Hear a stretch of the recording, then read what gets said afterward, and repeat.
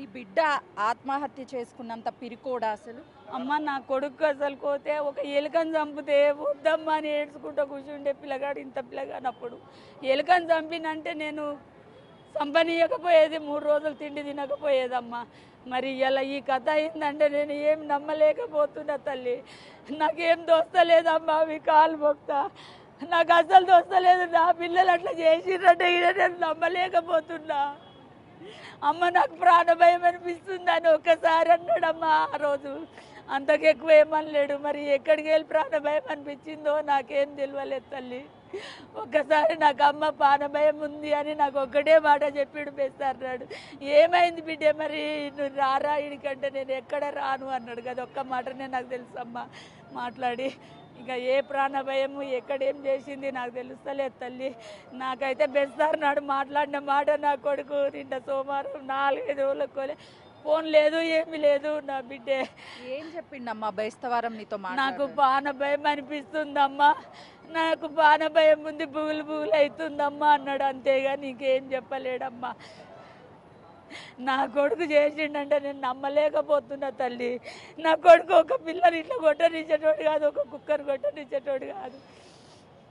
అమ్మ ప్రేమించాము, ఇంట్లో పెళ్లికి ఒప్పుకోలేదని ఇద్దరు చనిపోవడానికి తెలియలేదమ్మా.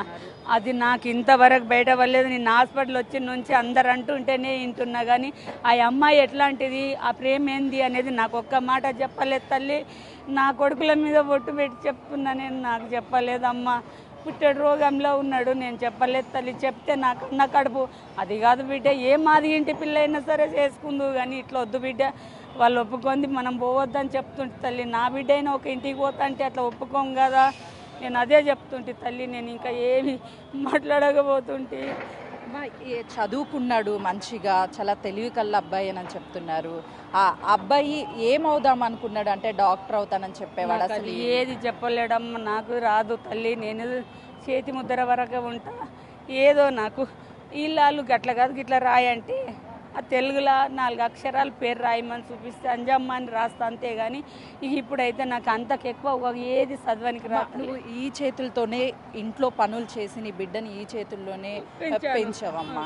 ఈరోజు నీ బిడ్డను చూసుకోవడానికి కూడా పోనిస్తలేరమ్మా. ఇప్పుడు ఇటు అడిగిన పోతా అంటే నువ్వు పోవద్దు అంటుండ్రు. నన్ను పైకి వెళ్ళనిస్తలు. ఒక్కసారి కళ్ళతో ముఖం చూసి వస్తా అంటే ఇట పోనిస్తలేరు తల్లి నన్ను పైకి. అసలు నిన్నటి నుంచి నిన్న నాకు 3 గంటలకు చెప్పి అప్పటి నుంచి వచ్చినా ఈయనే ఉన్నా కానీ పోనిస్తలేరు. రాని ఏ పరిస్థితిలో ఉన్నాడు ఏమన్నా తెలుసా నాకు అసలు చెప్తలేరమ్మా. పోలీసు వాళ్ళకి గిట్ట 3-4 కాలు మొక్కిన, 2 సార్లు రాత్రి 9 గంటలకు గిట్ట మొక్కిన. నువ్వు వెళ్ళొద్దన్నారమ్మా నన్ను. నాకు పోలీసు వాళ్ళు అసలు పైకి గిట్ట పోనిస్తలేరు. ఏం చెప్తావమ్మా? అంటే ఇప్పుడు ఒక తల్లి ఆల్రెడీ కూతుర్ని కోల్పోయింది, మరోవైపు నీ బిడ్డ ప్రాణాపాయ స్థితిలో ఉన్నాడు. నేనేం చెప్పలేకపోతున్నా తల్లి.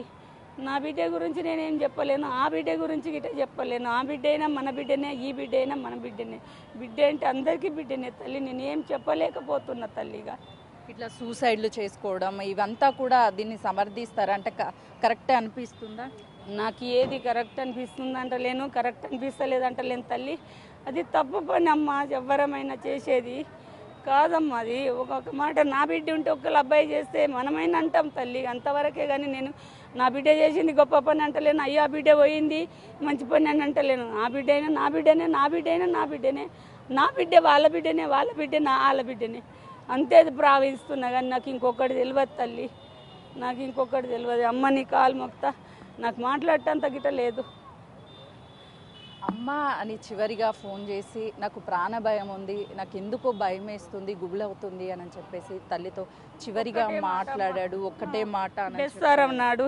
5-6 గంటలకెళ్ళా ఒక్కసారి ఆడున్నావమ్మ అంటే పనికాడికి వెళ్ళి ఇప్పుడే వచ్చినా అన్న అనగానే నాకు భయం అనిపిస్తుంది, ప్రాణ భయం ఉందమ్మా అని కదా ఒక్క మాట అన్నది. ఎందుకు బిడ్డ అనగానే ఫోన్ కట్ చేసిండు. ఇక తెల్లారి నుంచి ఇక ఫోన్లు చేసినా కానీ లేపుతలేడు. నేను పక్కకున్న హిందీ పిల్లలు ఉంటారు నా పక్కకు, జర ఫోన్ బతుకరో బెట్ట అంటే ఫోన్ అయ్యుంటారమ్మా, చిచ్చాపాయ్ అనే చెప్పారు. కానీ ఇంకా ఫోన్ కలుస్తలేదమ్మా. మీ పెద్ద కుమారుడికి కాల్ చేయలేదా? పెద్ద కుమారునికి అసలే ఫోన్ చేసి ఏది మాట్లాడలేదు. నేను ఆయనతో ఎక్కువ మాట్లాడా. చిన్న అబ్బాయి రోజు ఫోన్ చేసి రోజు చెయ్యడు. ఆయనకి ఇష్టం వచ్చినప్పుడు ఎప్పుడో ఒక్కసారి ఫోన్ చేసి మాట్లాడతాడు. పెద్ద అబ్బాయి ఎక్కువ మాట్లాడాడు. ఏదన్నా ఎప్పుడో యాదికి వస్తే అని అన్నదని అనిపిస్తేనే అమ్మ ఏం చేస్తున్నావు మంచిగా ఉందని ఆరోగ్యం అని పెద్ద ఆయన అంతేగాని ఇంకా ఏమీ నన్ను వలకరియరమ్మ. నా కష్టం నేను బతుకుతున్నా. చివరిగా అమ్మతో మాట్లాడింది, బైస్తారం మాట్లాడాడు. తర్వాత ప్రాణభయం ఉంది అని చెప్పేసి ఫోన్లో చెప్పి ఫోన్ కట్ చేశాడు. తర్వాత ఎన్నిసార్లు ఫోన్ చేసినా ఫోన్ స్విచ్ ఆఫ్ వచ్చింది. అసలు ఎందుకు అలా మాట్లాడాడో తెలియదు, కానీ చివరిగా మాట్లాడినటువంటి మాటల్ని గుర్తు చేసుకొని తల్లి తల్లడిల్లిపోతుంది.